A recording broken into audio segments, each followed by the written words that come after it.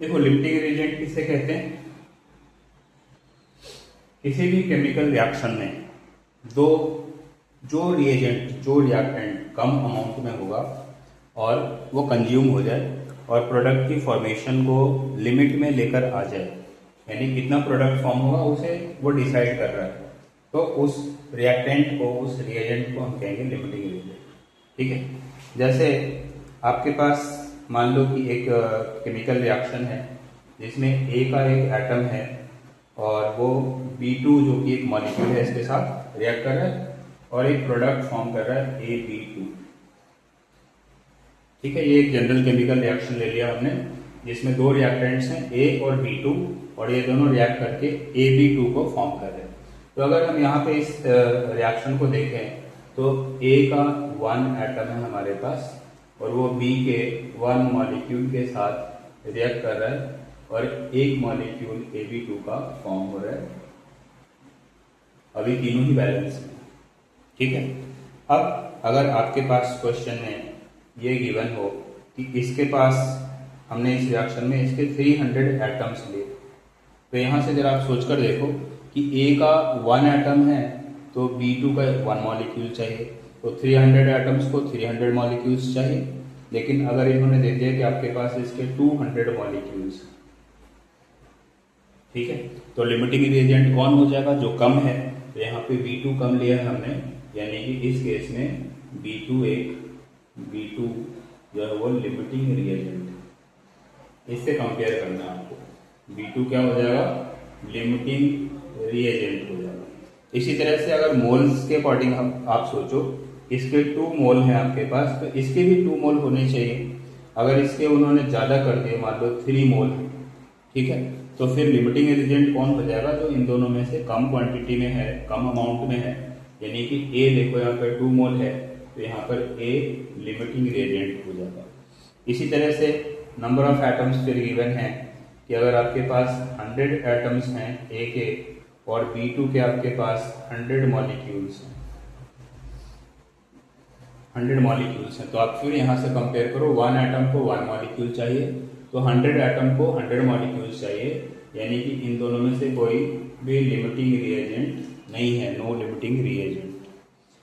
फिर 5 मोल अगर आपके पास हो A का, तो आप सोचो B2 के भी 5 मोल होने चाहिए, लेकिन B2 के अगर उन्होंने कम दे दिया, 2.5 मोल दे दिया, B2 कम अमाउंट में है आपके पास, तो B2 यहाँ पर लिमिटिंग रिएजेंट हो जाएगा।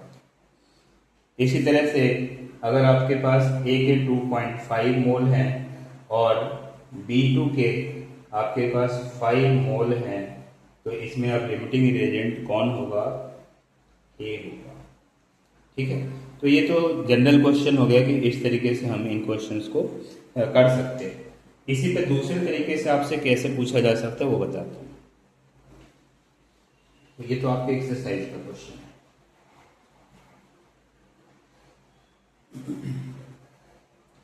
आपको कोई स्टेटमेंट दे देंगे कि 10 gram hydrogen gas reacts with 10 gram oxygen gas to form water. ऐसा क्वेश्चन दे दिया उन्होंने। इसमें पूछ लिया आपसे find the limiting reagent and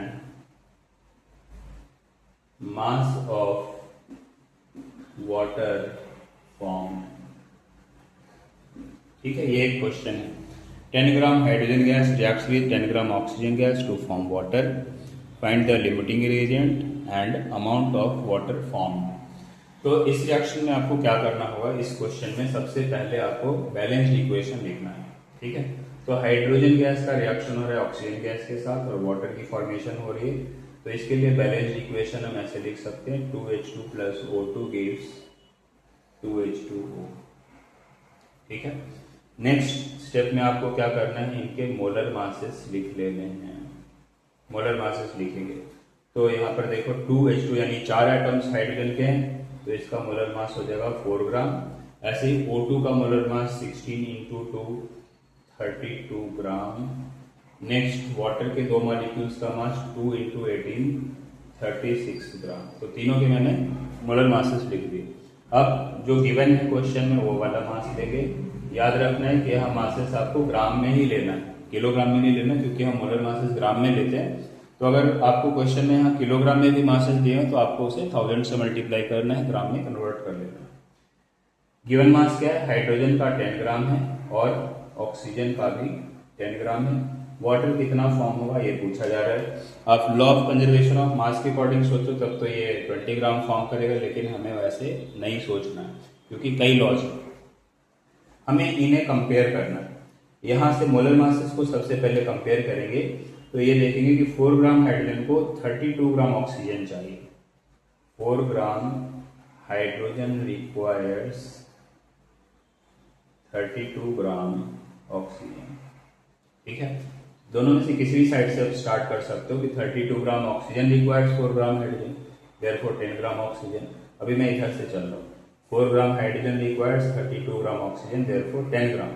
तो 10 ग्राम को जरूरत कितने की होगी? 10 ग्राम हाइड्रोजन को कितने ऑक्सीजन की जरूरत होगी? है तो हमारे पास 10 ग्राम, लेकिन इसको रिक्वायरमेंट कितनी है हम वो निकालेंगे। तो ये हो जाएगा 32/4 इंटू 10।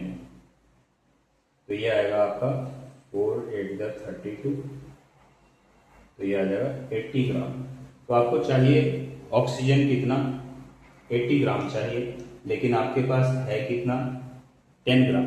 तो चाहिए 80 ग्राम और है आपके पास अवेलेबल 10 ग्राम, यानी कि ऑक्सीजन लिमिटिंग रिएजेंट है।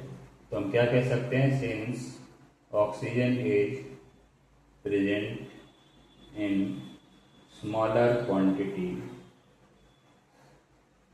Quantity it is limiting reagent. तो इस तरह से हम ऑक्सीजन को कहेंगे कि ये लिमिटिंग रिएजेंट होगा। अब नेक्स्ट, वाटर कितना फॉर्म होगा? तो आप ये ध्यान रखना, हमेशा लिमिटिंग रिएजेंट से ही प्रोडक्ट की फॉर्मेशन होती है। लिमिटिंग रिएजेंट से ही प्रोडक्ट की फॉर्मेशन होती है। तो नेक्स्ट स्टेप में इसके बाद आप क्या सोचोगे कि अब 32 ग्राम ऑक्सीजन था, ऑक्सीजन तो लिमिटिंग रिएजेंट आ गया, तो अब ऑक्सीजन से प्रोडक्ट की फॉर्मेशन करेंगे। इस तरह से इसे कंपेयर करेंगे। 32 gram oxygen gives 36 gram water. Oxygen limiting reagent है तो अब इसका पूरा मास हम यूज कर लेंगे। Therefore 10 gram oxygen will give 36/32 into 10। 4 8 4 9 और देखो कट रहा है, ये आ रहा है 45/4। ठीक है, तो ये वैल्यू आपकी आ जाएगी 11.25 ग्राम। ये इतना वाटर का मास फॉर्म हो जाएगा। ठीक है, तो लिमिटिंग रिएजेंट के ऐसे आपसे क्वेश्चंस पूछे जा सकते हैं कि लिमिटिंग रिएजेंट को फाइंड करो और amount of product formation. 3 marks का ये क्वेश्चन पूछा जाता है। ठीक है, तो आप ऐसे इजीली कैलकुलेट कर सकते हैं।